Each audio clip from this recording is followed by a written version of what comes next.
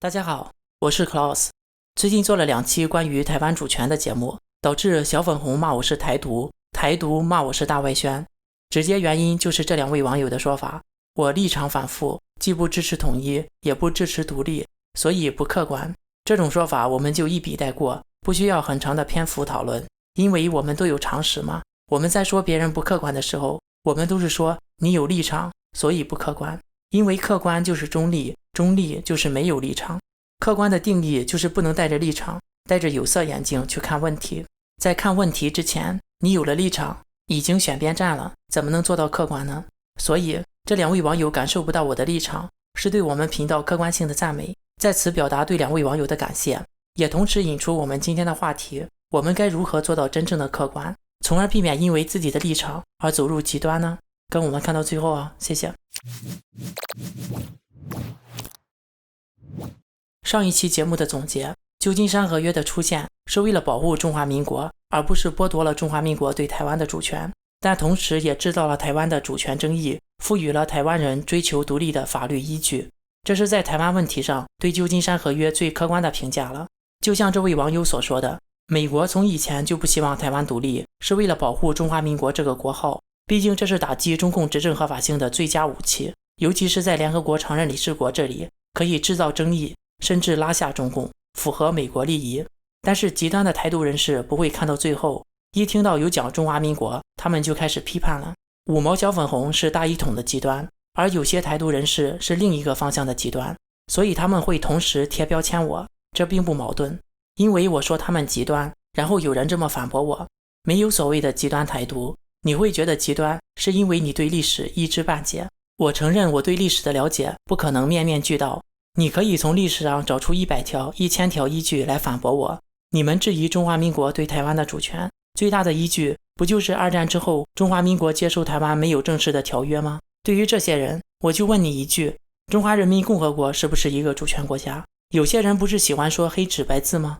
那中共能拿出来中华民国转让大陆主权的条约吗？拿不出来吧？那难道中华人民共和国这71年都不是一个主权国家吗？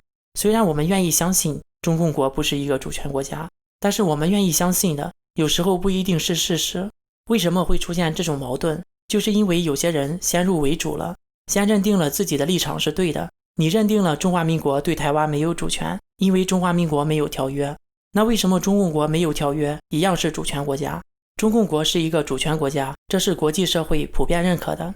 不管你喜不喜欢，不管中华民国愿不愿意承认，中华民国已经丧失了大陆的主权，这是事实，事实就是事实，不需要中华民国的承认、声明或者是条约。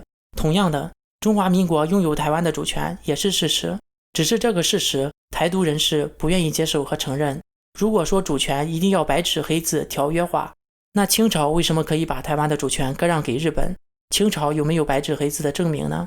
这个世界上一定是先有了所属关系，后有的所属关系证明。所谓的这些证明，从最初的默认的，到口头的、书面的、声明的，后来又有了条约化、国际公约化，升级发展，来达到所谓的名正言顺，让不愿意承认和接受的人闭嘴而已。但不愿意承认的人永远都不会承认，所以这个世界才会有纷争。另一方面，有些人把主权物化了，把主权看成了皇冠，一定要从一个人的头上拿下来，新的人才能戴上去。主权是一个概念，和实物有本质的区别。我们来看一下主权的定义。主权是一个国家对其管辖区域所拥有的至高无上的排他性的政治权利。中华民国对台湾是不是拥有至高无上的权利？有没有另外一个权利凌驾于中华民国之上，能限制中华民国在台湾行使政治权利？没有吧？这种权利有没有排他性？中华民国有没有能力阻止其他势力在台湾行使相同的政治权利呢？应该是有吧。所以为什么说中华民国没有台湾的主权呢？从1945年到现在一直都有。1945年的时候，中华民国可不像军事接管越南、辽国一样，而是把台湾划省，台湾人的国籍改为了中华民国，这都是行使主权的行为。这些需要向更高的权力机构请示吗？行使这些权利的时候，有受到盟军和联合国的限制吗？连批判、谴责、抗议都没有吧？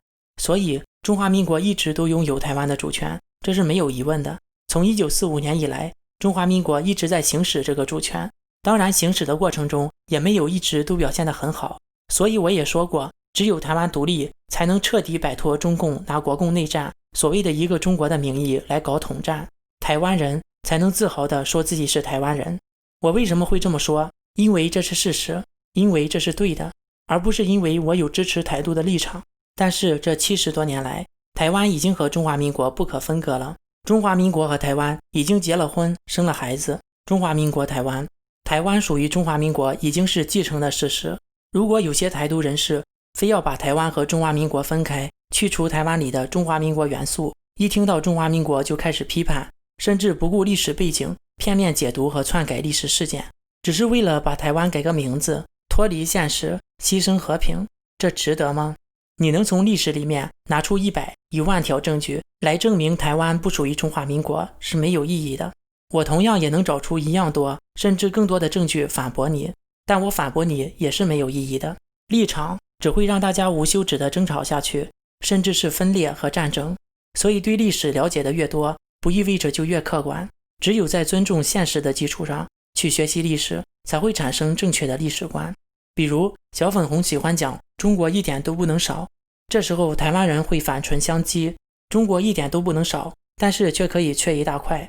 大家都知道，自从晚清以来，中国割让给俄国的土地多达几百万平方公里，前前后后大大小小白纸黑字的条约签了可能有100个。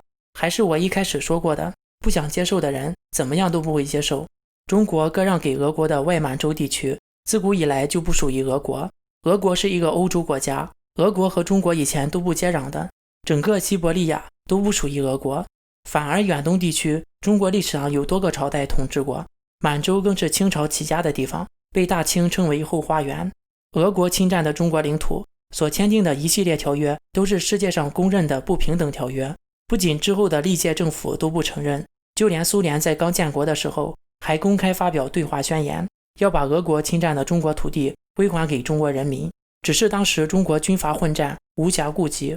自中华民国以来，中国历届政府都坚持以清朝康熙年间签订的中俄尼布楚条约作为中俄边界依据，直到1999年，江泽民和俄罗斯签订了中俄国界议定书，承认了晚清与俄国签订的一系列不平等条约。但是江泽民很多人都知道，做过的坏事我做10期节目可能都讲不完，很多人管他叫江蛤蟆。江泽民完全可以被全面打倒批判，就算是死了也可以刨坟鞭尸，所以他签订的条约完全可以不承认。我提到的这些历史是不是事实？如果以此作为依据向俄罗斯提出领土要求，是不是合情合理？而且我这里只是简单的提一下，如果再加以我的3寸不烂之舌，辅以艺术加工，给中国人民看，一定会煽起民族主义情绪，全国上下争相报名参军，不惜与俄国一战。所以说，历史知道的越多，就会越客观吗？如果你带着立场去解读历史，只会让你更极端。中国的军事实力和俄罗斯比还是差一大截，能不能打赢不说，就算掏空国库，牺牲炮灰，把远东地区拿回来了，也不一定有好处，那边早就没有中国人了，还是得靠高压维稳。如果从历史上看，远东地区怎么讲属于中国都比属于俄国更有说服力，但现实是当地的人民想不想回归到中国？正如网友 Camille Chen 所说，追溯历史对今天的意义有限，文明的发展趋势应该尊重每一个个体和每一个自愿结合的族群。所以希望大家在面对历史和真相的时候要牢记这个原则，尊重现实，不忘历史。